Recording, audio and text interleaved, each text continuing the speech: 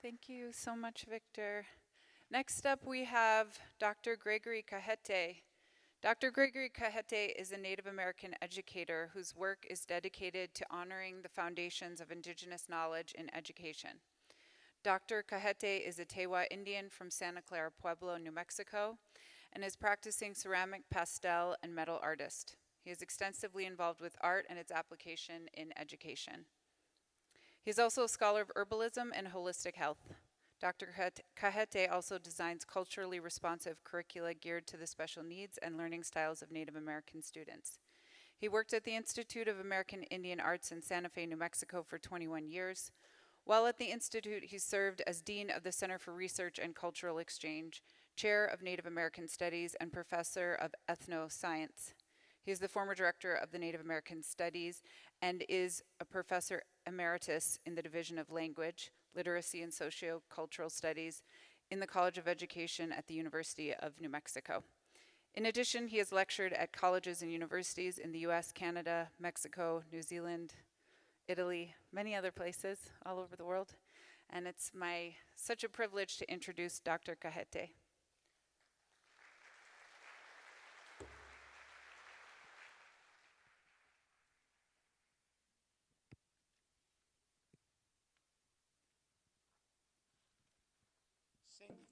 As we say in my language. My name is Greg Cajete. I'm from Santa Clara Pueblo, New Mexico. I'm a Tewa Indian. I've been an indigenous educator for about 50 plus years, and it's really a pleasure to have this opportunity to share some thoughts and perspectives on what I'm entitling a mindful science, a native perspective. Again, I'd like to thank all of the sponsors, WILD12, as well as the Lakota, Dakota, Nakota people of this region. Greetings to all of you from Pueblo country. I'm going to get right into my presentation in the context of some of the things that have been said already. I really want to emphasize that this particular presentation is in some ways a translation of what you have been hearing in the conference thus far with regard to the indigenous view, the indigenous perspective of life, and particularly indigenous perspective of what we call knowledge, or what sometimes is also called science. So again, with your permission, umbiagindi, as we say in my language, we have come here for life's sake, and for life's sake we do the things that we do, and the words come from that perspective, that understanding. So we'll see if technology works for me this time.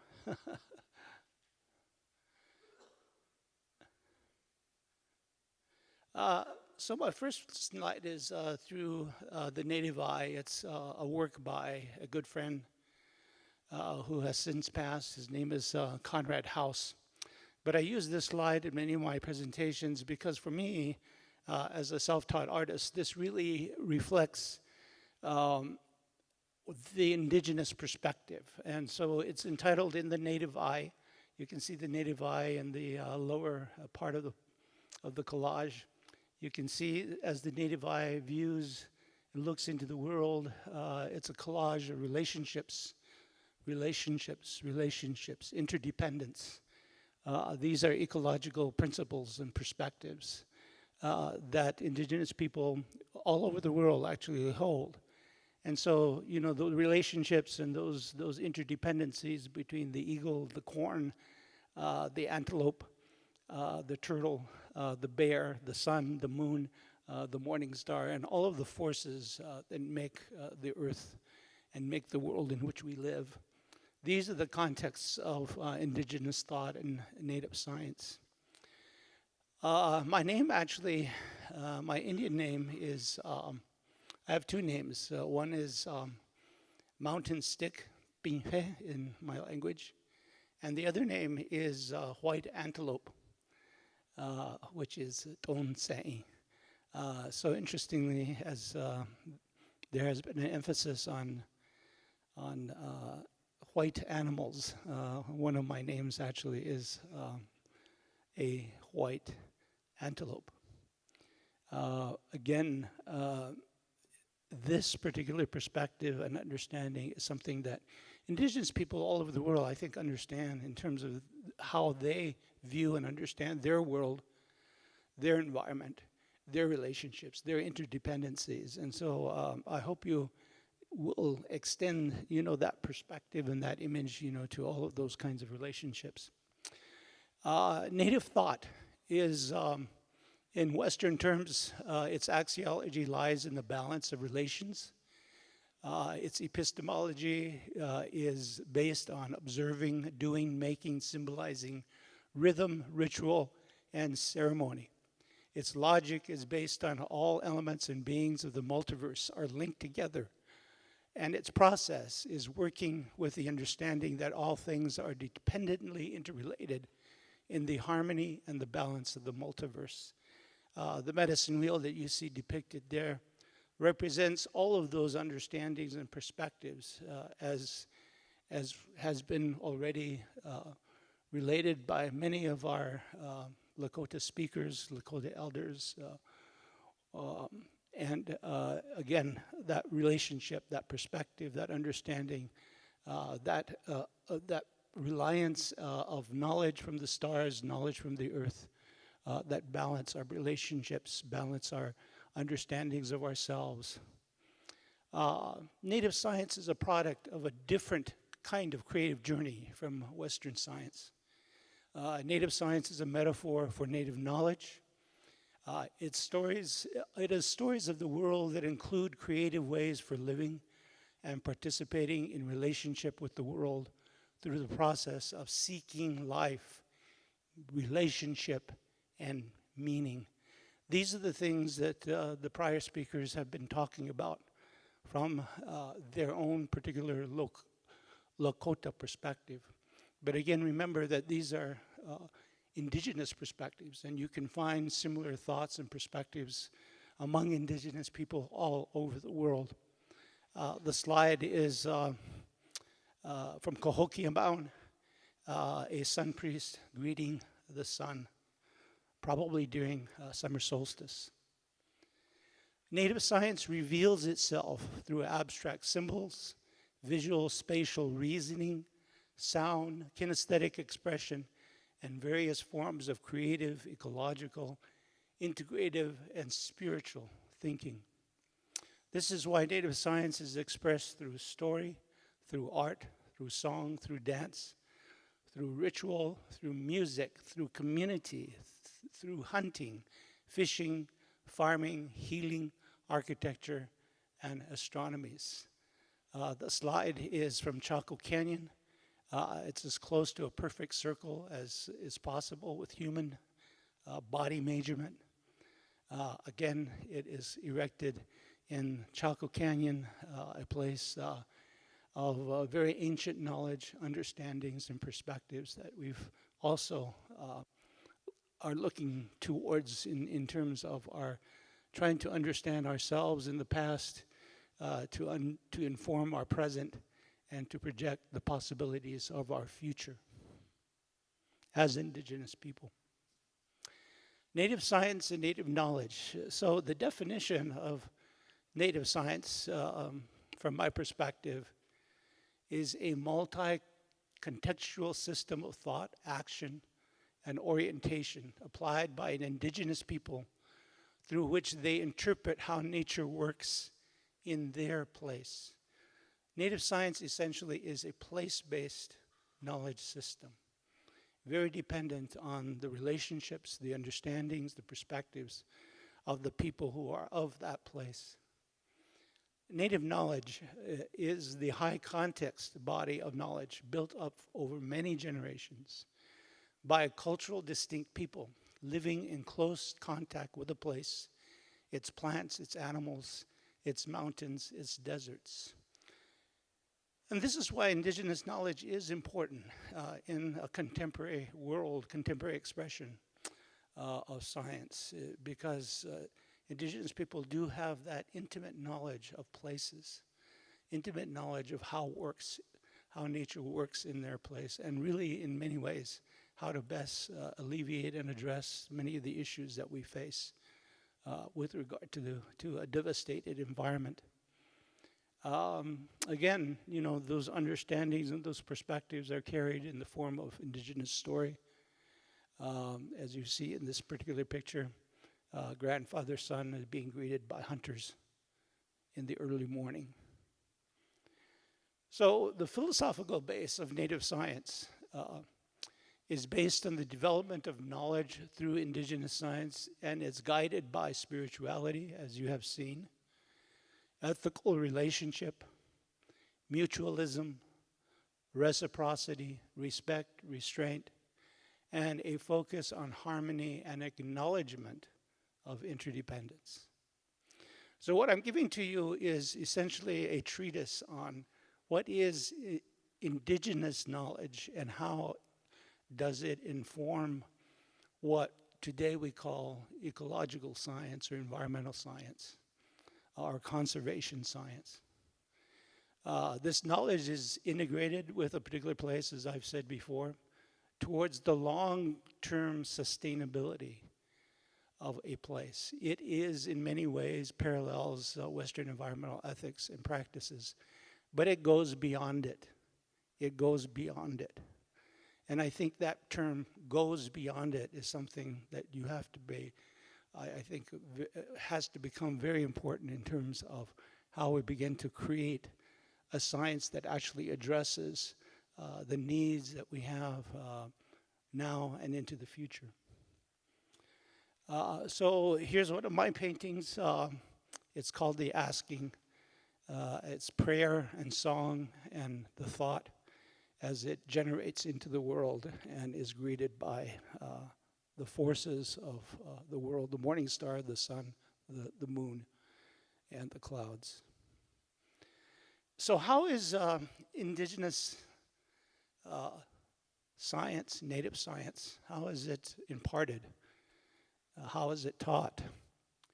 Well, as you have already heard, through oral transmission and also through practical application. It's based on observations made over generations of time. Its timeline is cyclic. Quantification is made at the macro level, which means that the details are important, but the big picture is even more important. And how you understand that in relationship to the data. Western science looks at minute pieces. It's very reductionist in its orientation. Indigenous thought looks at the big picture over generations of time in a place. Its specific cultural, literary style and symbolism, as you have seen and has been demonstrated, Lakota, Dakota, Nakota people have a particular way of representing their form of Indigenous science. Knowledge is contextualized to that specific cultural and place, and the conservation of knowledge is through time and through generations. This is why the oral transmission is so important. Teotihuacan, the Pyramid of the Sun. So what are some of the orientations of Native science? All things in the world are animate and have spirit.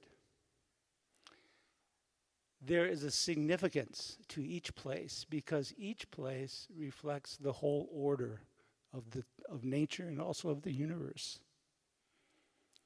The history of a place must be respected with regard to those places, sacred places, animals, plants, and the natural phenomena. Each place has a spirit and a story which must be considered and respected. Technology is used, when it is used, should be appropriate and reflect this balanced relationship with the natural world. The application of Native science in terms of policy evolves from the need to sustain the well-being of both human and natural communities through time. Its application reflects a cultural view of the people, as I've said already. Its application sustains the life of a natural place. So the things that are done by a tribal group of people in their place, in the stewardship of their lands, its plants, its animals, are about not only sustaining human life, but also the life of that place. Policy is based on participatory, community-based research, as has already been mentioned. The community itself researches itself through itself. Native science, technology or research is applied with the minimal impact on human and the natural community. I guess by this point you're probably seeing that what I'm laying out for you is really a treatise for how science can be done, should be done, as we move into these very challenging times of climate change, social unrest.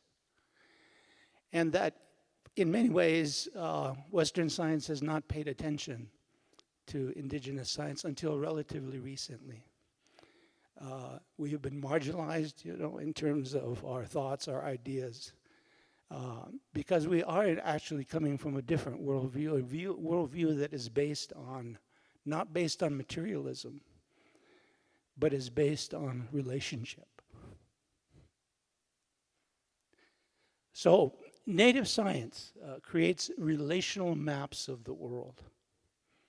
Native science operates according to relationally oriented cognitive and linguistic maps that chart both collective and individual wisdom, how something is related, and the nature of the causality in a given natural context are the foci, or the focus of deep reflection, as has already been demonstrated.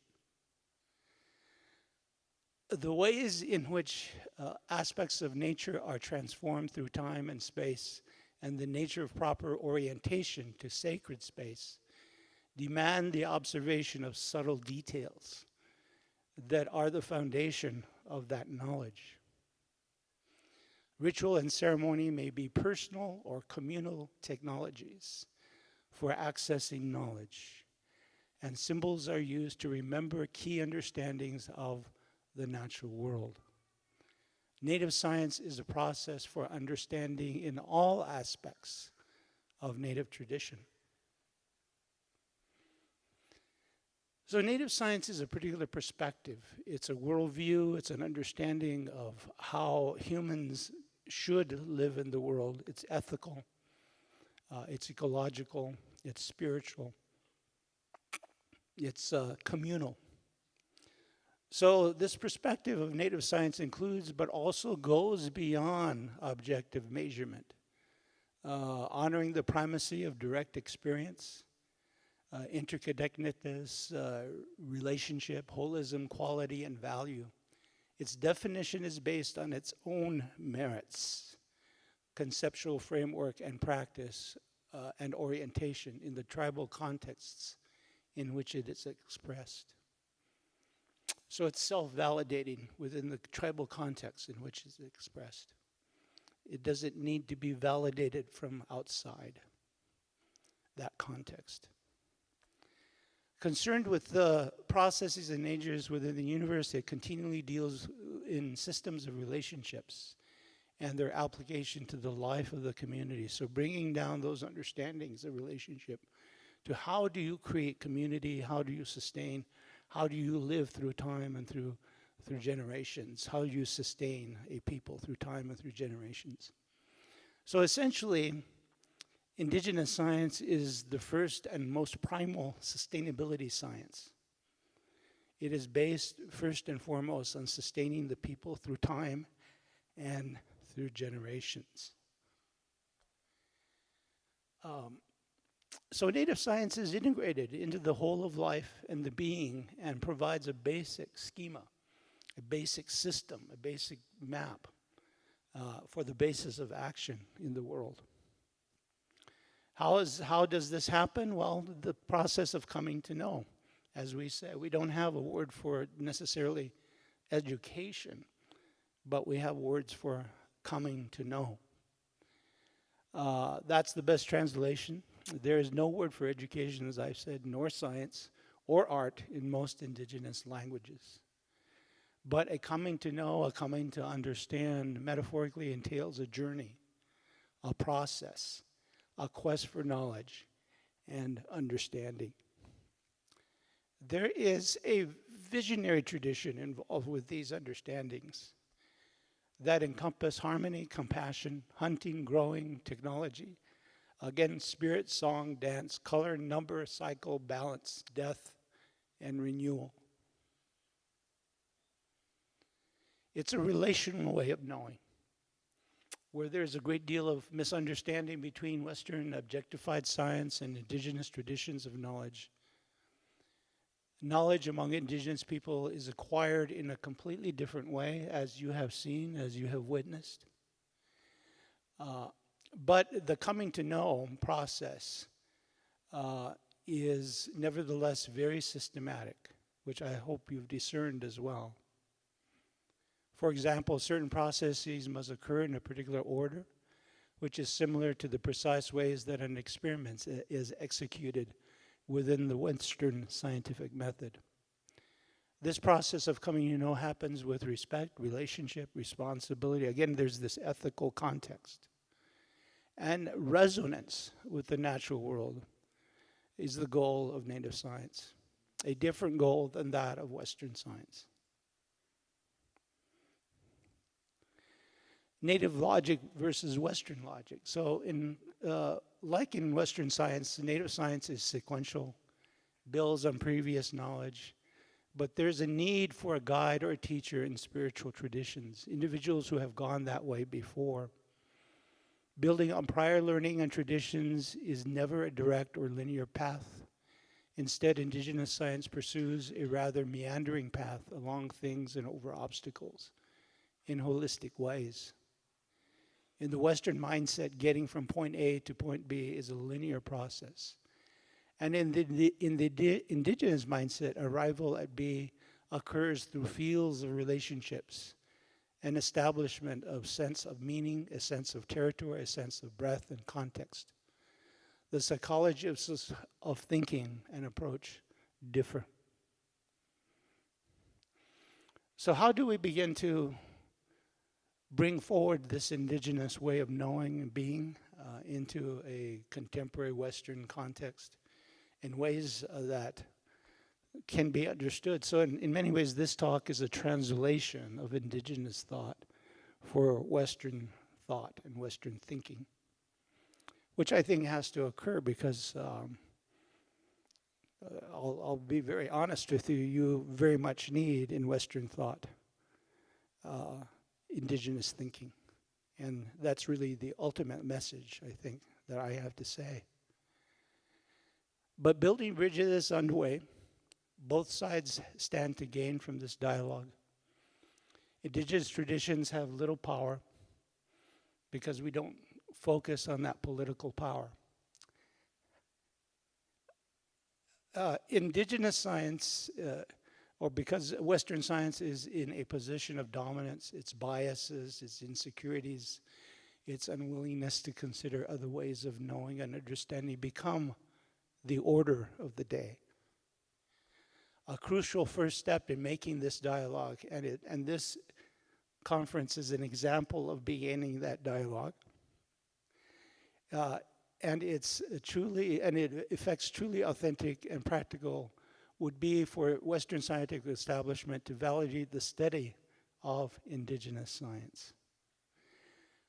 The latter does not need validation, as I said before. Indigenous science doesn't need validation because it validates itself within the context of its own tribal forms. But there is a need for dialogue that will benefit both sides. In the same vein, party is necessary in building a mutual, reciprocal, and beneficial relationship. In other words, it cannot be Western science taking Western knowledge for its own use. There has to be a reciprocity in that dialogue, in that process. Cultural appropriation issues must be considered in the bridge building. Thus, the spirit of the golden rule of conflict mediation, this first step is the beginning of a dialogue based on mutual respect and reciprocity. Indigenous science can help Western science in developing or evolving a more expansive way of thinking and understanding. We have to address, in many respects, the issues of restitution and restoration. Western and Native science traditions are very different in terms of the ways in which people come to know, the ways in which knowledge or understanding is shared, how knowledge is transferred from one generation to the next, how knowledge is handled legally, economically, and spiritually. Traditional indigenous law is geared towards restitution and restoration. If traditional laws, especially laws that deal with relationships to nature, are transgressed, restoration and restitution must occur. If the latter is ignored or mishandled, people suffer the consequences. What indigenous people need in order to participate fully in a compact with Western science is a commitment from governments that their laws regarding restitution and restoration be honored. In terms of social and environmental justice, indigenous peoples have consistently addressed the need for ethical practice and justice related not only to many environmental issues and associated social issues, but the creating of a mindful relationship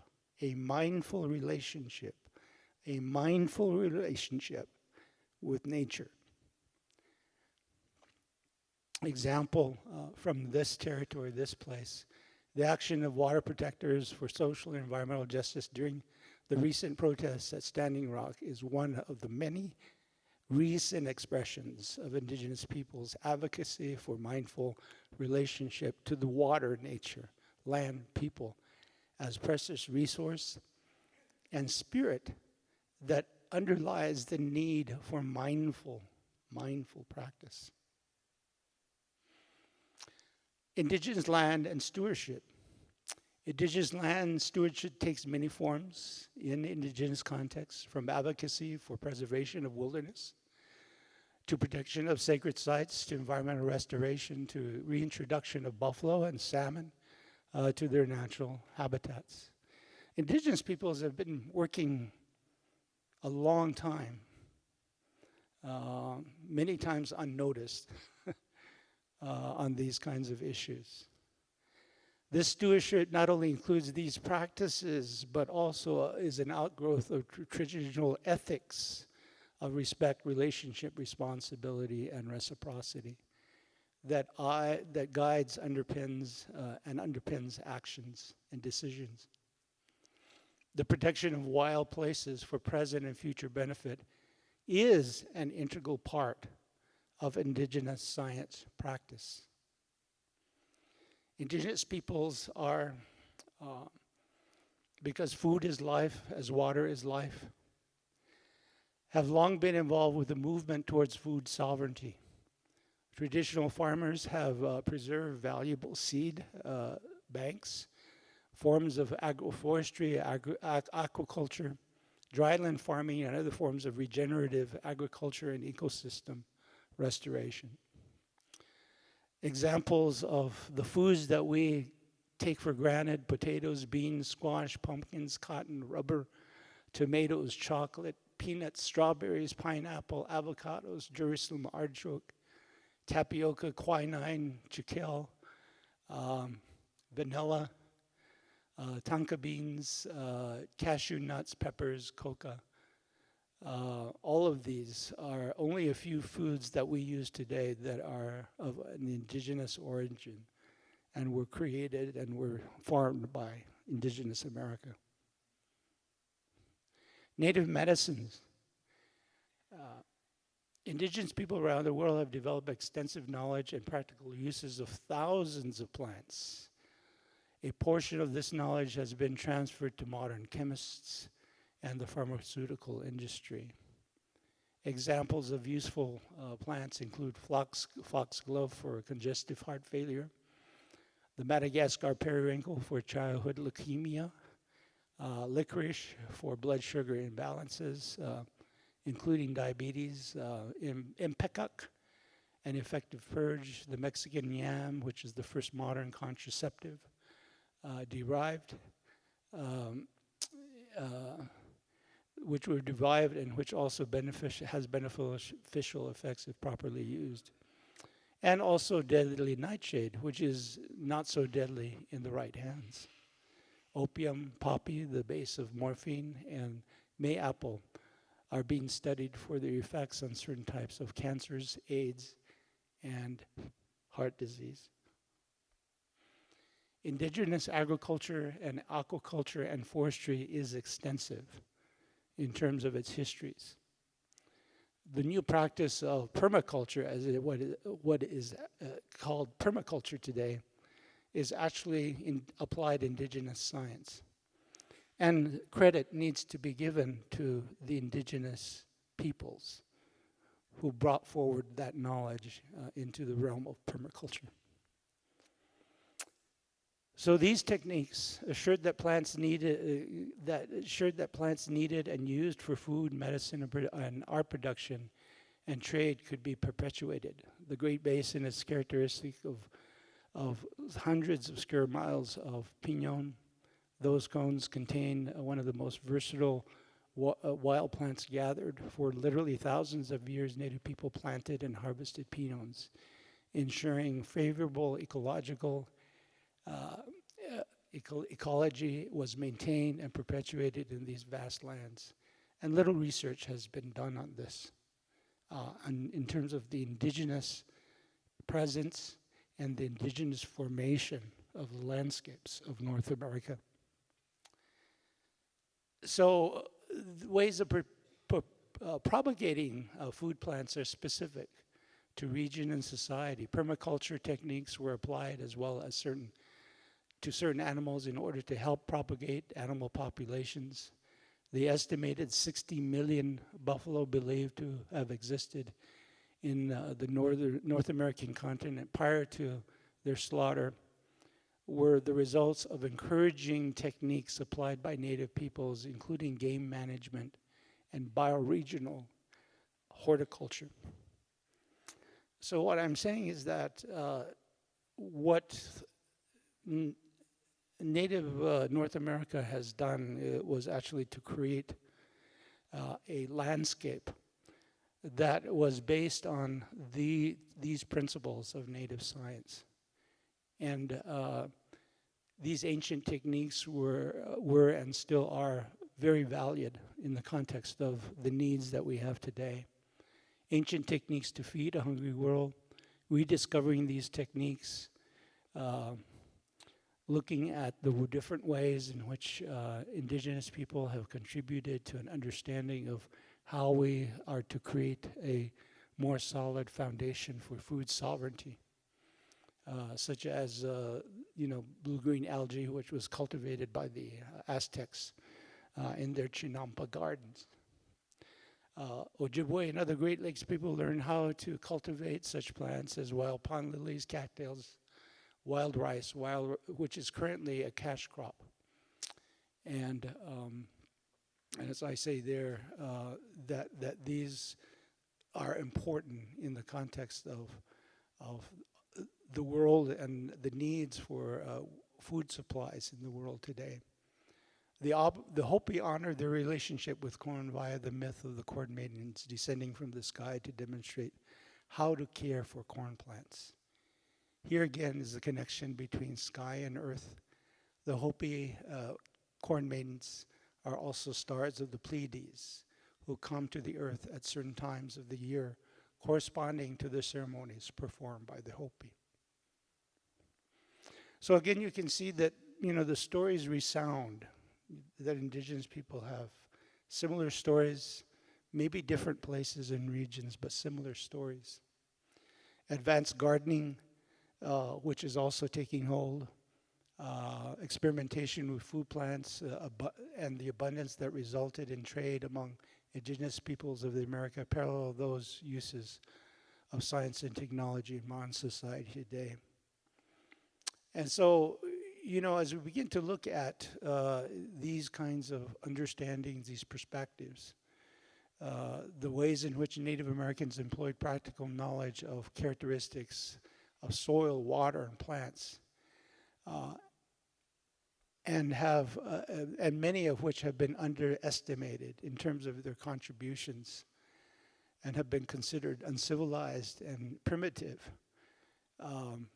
The ancient cultures of South America, for example, were one of the greatest agricultural experimenters of their time and for centuries thereafter, building vast plots that were crops, where crops could be grown in different ways. Machu Picchu may have been such an area with its neat rows of terraces along the faces of mountains. Terrace farming is a very effective way of using water in high mountain altitudes. So this leaves me, being an educator, being an indigenous educator now for about 50 plus years. I am trained as a field biologist, but as soon as I began teaching Native students at the Institute of American Indian Arts in 1974, I realized that education was my real calling, and that I didn't fit really the Western scientific culture as it was being practiced, as it was being taught at that time.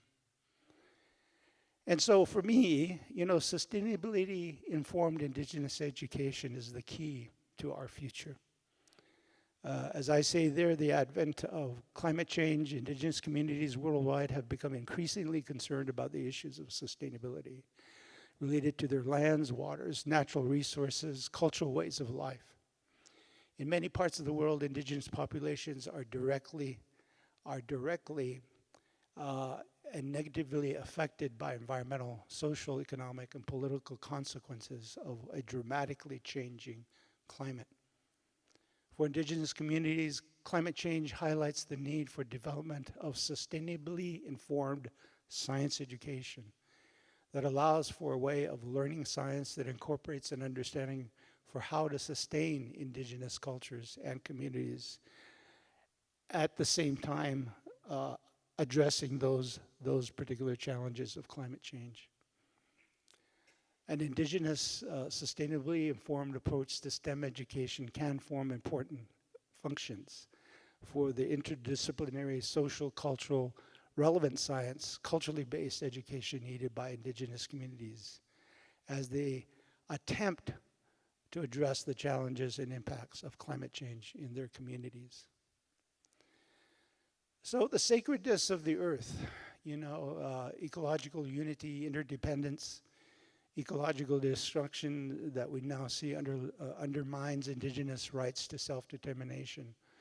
All of these are part of the concerns of Indigenous peoples today.